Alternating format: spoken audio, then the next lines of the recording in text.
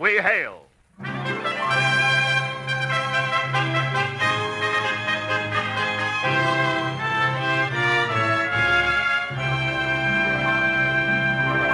Hello from Hollywood. This is C.P. McGregor speaking, and welcoming you to another performance of your War Department program, Proudly We Hail. Through the courtesy of the Hollywood Coordinating Committee, we present the brilliant actress, Miss Nancy Coleman, as the star of our play, The Shadow Gives Light. Music by Eddie Scrivanik.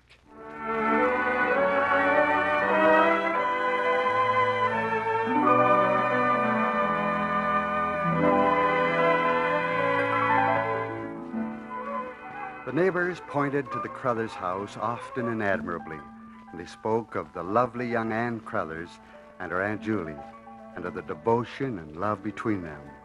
But perhaps the neighbors didn't know of the excitement in the Crothers house on the morning of our story, an excitement displayed in every graceful movement of Ann's as she hurries upstairs with a breakfast tray for her aunt.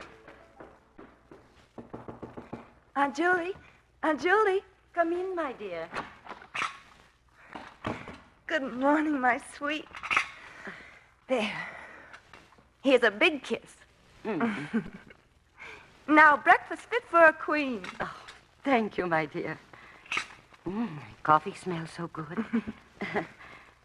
And what are you wearing today, my dear? I'm wearing a beautiful blue dress with white polka dots on it. Oh, it's so nice to hear you so cheerful. But then, my darling, aren't you always? You're the one in this family to take all the bows for being cheerful.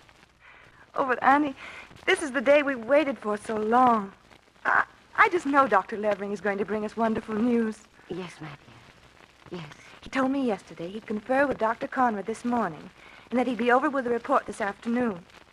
And when he talked of the operation, he sounded so optimistic. Did he? Really? Yes. Oh, Aunt Julie, you're going to see again, I know it. Even though it has been 5 long years. 5 years? It hadn't seemed so to me. You're so cheerful and so patient. Well, my child, I've had you, you know. And then I've learned that the darkness can hold many beautiful things. Thoughts and memories that seem much sweeter than they ever did before. There's the phone. Back in a flash. Has Dr. Levering arrived yet? Not yet, Bob. I can't wait. It means so much to Aunt Julie and to me. I'm sure he'll bring us the wonderful news we've been waiting for. Of course he will. But, darling, I don't want you to get too excited about this because... Honey, you've got to have faith. Well, and you also have to be practical. And if We've talked about that if very, very completely. I cannot and I will not leave Aunt Julie alone. But, darling, I know Aunt Julie wouldn't want you to stay with her if she were to know. Bob, please. Let's wait until Dr. Levering comes, huh? Okay, my sweet. I'll call you the very minute he arrives. Dr. Levering must be conferring with Dr. Conrad now. Think the right thing, my darling.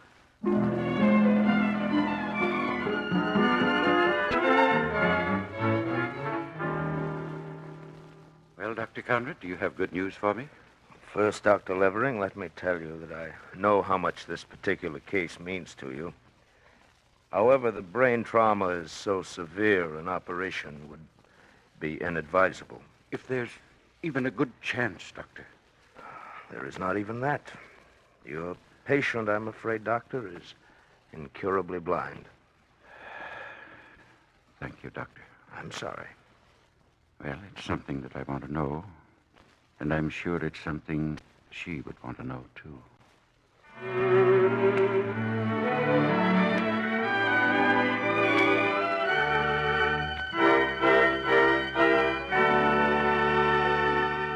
Before continuing our Proudly We Hail story starring Nancy Coleman, we bring you an inspiring message from Mr. Donald B. Tressender, president of Stanford University.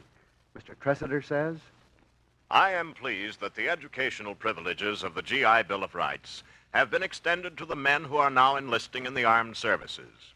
In providing this added inducement to enlist, the Congress has recognized the need to maintain a strong military force on a voluntary basis. A large response on the part of our young men will do much to demonstrate that a free people can maintain the strength necessary for full defense in terms of modern weapons of warfare. Equally important is the fact that the opportunities now offered through the GI Bill make it possible for men with necessary qualifications, regardless of their financial means, to acquire a broad and general education as well as training in a field of specialization. The bill does not restrict the kind of education a young man is to receive. It gives every man a chance to follow his special bent.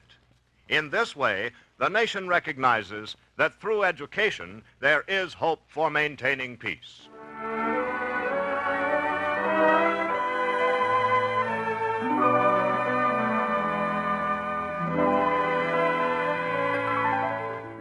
And now we continue our play starring Miss Nancy Coleman. It is late afternoon at the Crothers house. Anne and Aunt Julie are talking. Well, Dr. Levering should be here any minute. Getting anxious? No. No. Is there a window open, my dear?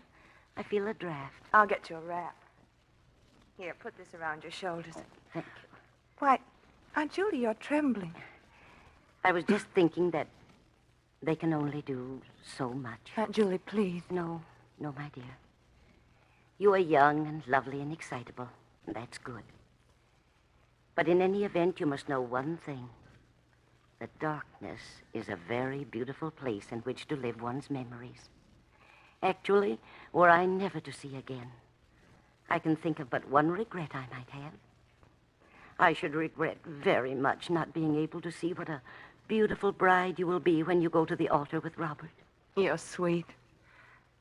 Aunt Julie, Yes, my dear. we never did kid each other, did we?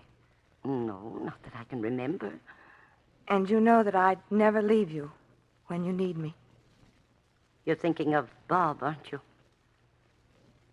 Have you told him that? Bob knows how I feel. I'm sorry we haven't spoken of this before. Perhaps we were both pinning too many hopes on Dr. Levering and Dr. Conrad. My dear, your life, yours and Bob's, belongs to you. You must promise me that you will never forget that. Sorry, I just can't go along on that. Bob wants you to marry him, doesn't he? Yes? And he wants your home to be your home, doesn't he? My dear, I want to tell you something I've never told you.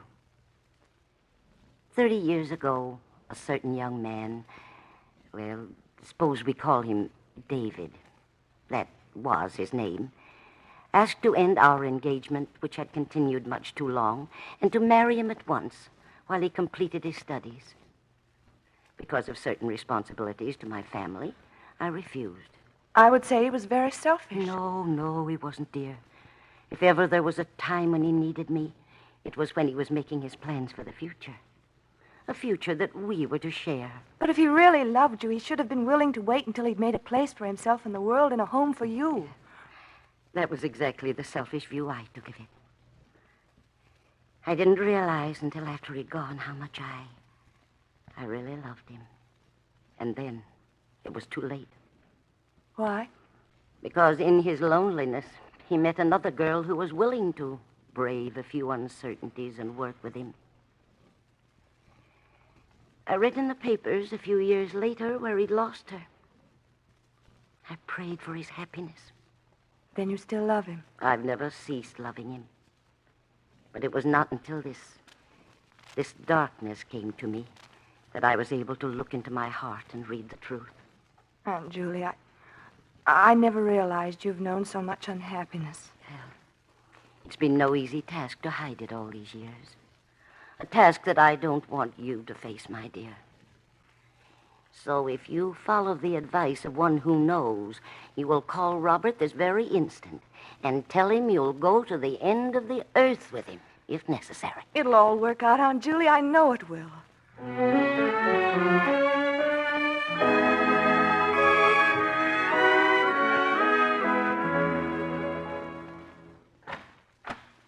Hello, Anne. Hello, Dr. Levering. Come in. I wish I knew a prescription that would put the same kind of roses in the cheeks of some of my patients that you have in yours, young lady. I could tell you what it is, but I'm afraid your patients would have to find the ingredients themselves. And how are you, Miss Belden? Exceptionally well at the moment, Doctor. Please, Dr. Levering, tell us. Don't keep us in suspense. Tell you? Yes. What is the verdict? Oh.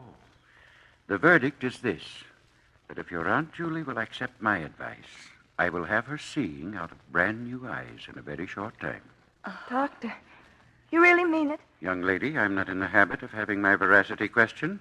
Oh, I'm so happy I could kiss you. I think I could take it. You darling.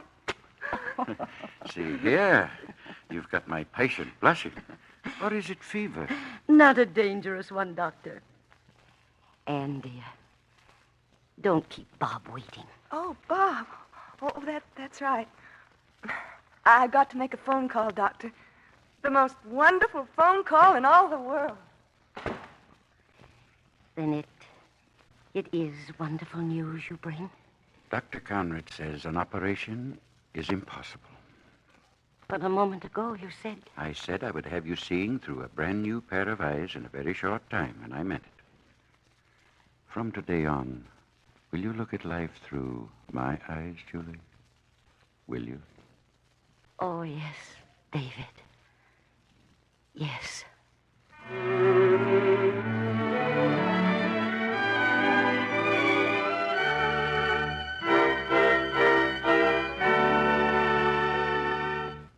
And there's the final curtain on The Shadow Gives Light, starring Miss Nancy Coleman. And now, General Jacob L. Devers, Commanding General of the United States Army Ground Forces, has a message of vital importance for all of us. General Devers. Since the day of her birth, America has been a peace-loving nation. Loving peace, she has paid hardly more than lip service to preparation for war. Twice within the living experience of most Americans, aggressive powers have demonstrated that peaceful intent alone will not suppress war. Today, the United Nations are met together resolved to settle the disputes of all nations, large and small, peacefully, in the interests of all. The success or failure of the United Nations depends on more than just the promise of the member nations to abide by decisions made at the Council table. To a good measure, this success or failure will be reflected in the United Nations' ability to make their decisions stick. The United States has pledged its strength to ensure that decisions once arrived at are respected and obeyed. In Europe and in the Pacific, millions of people are learning again that the horrors of war do not end with unconditional surrender, that their recovery may be certain. In keeping with democratic principles, we have committed ourselves to a long period of occupation. At the same time, we must man the far-flung garrisons essential to a watchful, vigilant nation. The role of guardian of our own shores is not lessened by our newly acquired responsibilities. These are the responsibilities of your country. They are the responsibilities which come with being the world's greatest nation. We must so fit ourselves that we will not be found wanting in the accomplishment of any one of them. Said simply, this nation must remain strong. We must assure ourselves that World War II, with its Pearl Harbors, Anzios, Normandies, and Tarawas, will be read about and not reacted by our sons and the sons to follow. To ensure that, we must have a strong army. To rebuild America's army successfully, we must have the wholehearted support of public opinion and the active interest of every citizen. Thank you, General Devers. And our thanks also to Miss Nancy Coleman and Mr. Donald Tressiter for appearing on this program. Proudly We Hail will come to you again over this station next week. Listen in.